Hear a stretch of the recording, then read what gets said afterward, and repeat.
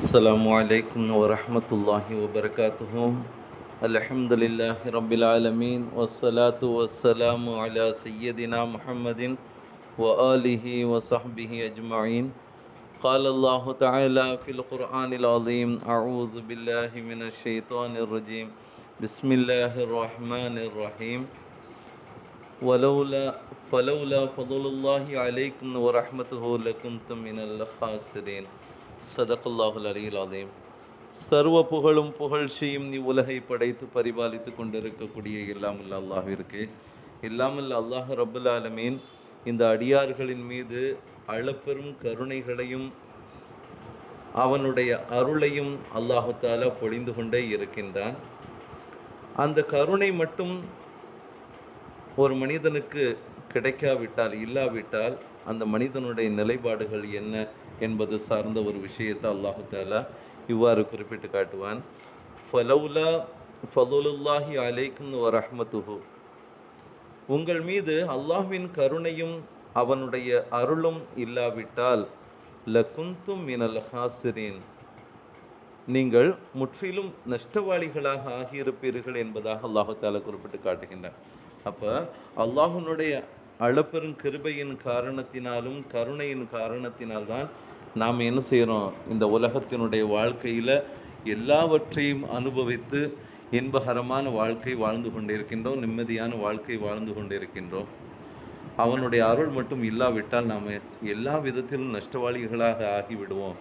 ஆக ஒவ்வொரு விதத்திலும் அல்லாஹு தாலா நமக்கு அவனுடைய அருளை வழங்கி கொண்டே இருக்கின்றான் என்பது கீழ்காணக்கூடிய ஒரு ஹதீஸின் மூலமாக நாம் அறிய முடிகின்றது. ஜாபிர் இப்னு அப்துல்லாஹ் ரலியல்லாஹு தஆலா அவங்க அறிவிக்கக்கூடிய ஒரு ஹதீஸ், முஸ்ததரக் அல ஸஹீஹைனி நூலில் பதிவு செய்யப்பட்ட ஒரு செய்தியை நம்ம பார்க்குறோம்.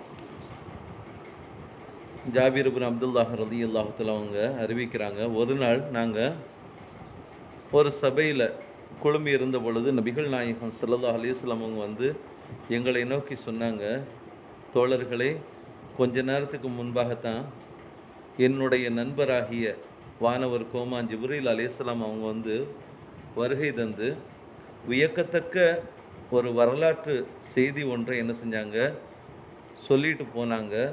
அது என்னை நிகழ்ச்சியில் ஆழ்த்தி விட்டது. அதாவது என்ன, அது நிகழ்ச்சியில் ஆழ்த்தி விட்டது. அப்படிப்பட்ட ஒரு செய்தியை சொல்லிட்டு போயிட்டாங்க.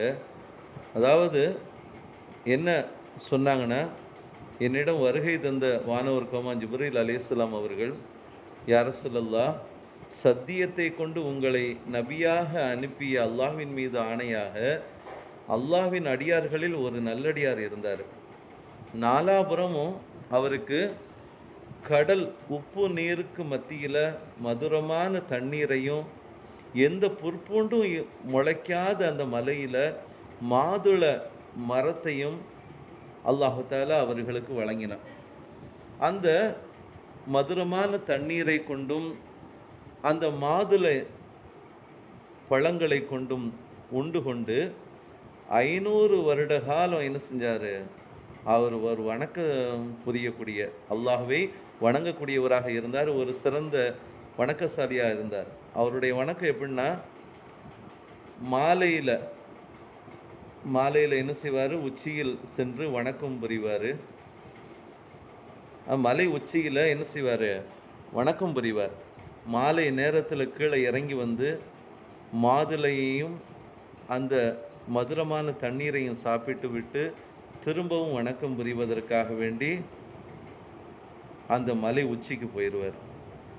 அந்த மலை உச்சியில் இருந்து கொண்டு அல்லாஹ்விடத்தில் துவா செய்தாராம். இப்படி, யா அல்லாஹ், நான் மரணிக்கும் போது சஜிதாவினுடைய நிலையில என்னை ஆக்கு, அதே போன்று மண்ணறையிலும் என்னை சஜிதாவினுடைய நிலையிலேயே மண்ணறையில் ஆக்கி வைப்பாயாக அப்படின்னு சொல்லி அந்த வணக்கசாலி என்ன செஞ்சாங்க, துவா செஞ்சாங்க.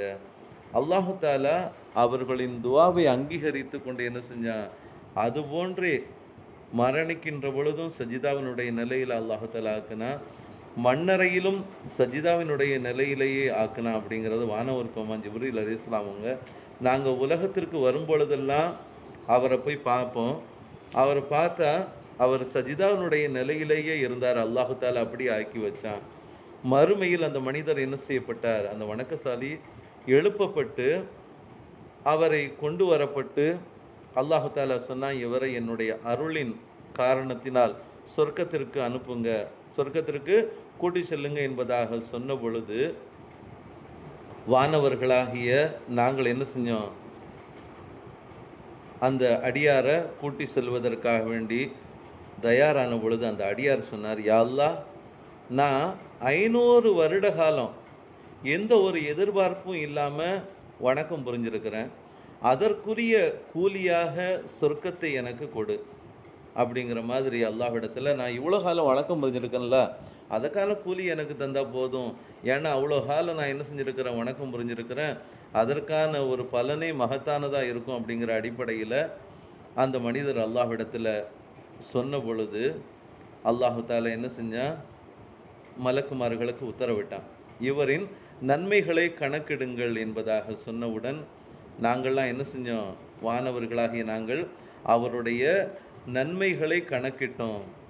அவர் செய்த நல் அமல்கள் கண்களுக்கு மட்டுமே போதுமானதாக இருந்துச்சு. கண்ணை அல்லாஹு தாலா அழுப்பெரும் கிருபையாக கொடுத்திருக்கக்கூடிய அருளாக கொடுத்திருக்கக்கூடிய அந்த கண்ணுக்கு மட்டுமே அவர் செய்த 500 வருட கால அமல்கள் போதுமானதாக இருந்துச்சு.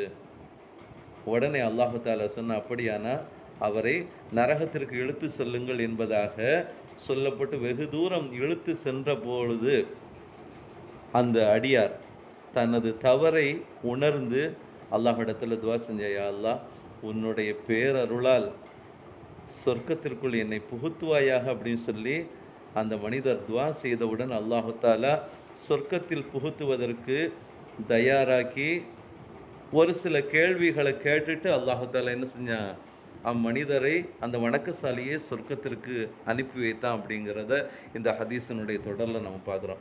அதுல முதலாவது கேள்வியாக அல்லாஹு தாலா கேட்டான், ஒன்றுமே இல்லாமல் இருந்த உன்னை படைத்தது யாரு அப்படிங்கிறது அல்லாஹ் கேட்டான். உடனே அந்த அடியார் சொன்னார், யா அல்லாஹ், நீதான் படைத்தாய் அப்படிங்கிறத ஏற்றுக்கொண்டார். ரெண்டாவது கேள்வி அல்லாஹ் கேட்டான், என் அடியார்களிலேயே 500 ஆண்டுகால ஆயுளையும் வணக்க வழிபாடு செய்கிற ஆற்றலையும் கொடுத்து உன்னை வாழ வைத்தது யாரு அப்படிங்கிறது அல்லாஹ் கேட்டான்.